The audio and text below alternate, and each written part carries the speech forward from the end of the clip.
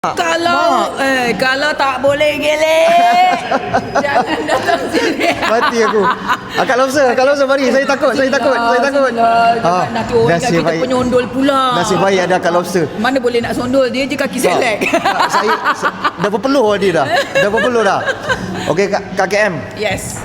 Experience makan king crab dekat sini. Experience kita semestinya kita memang sangat puas hati lah. Tu sebab kita repeat. Itu yang penting. Kita kalau berniaga orang repeat maknanya sedap.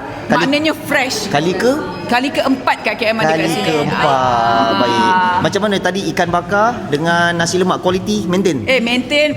Kak KM rasa lain lah. Makin sedap. Makin sedap? Sumpah. Nasi lemak dia makin sedap, makin lembut, panas-panas dia serve kita. Sambal dia lain, makin sedap, makin lunak. Dia punya ikan bakar fresh, sedap, tak ada bau hanya. Itu yang paling penting. Maknanya dia pandai basuh. Baik.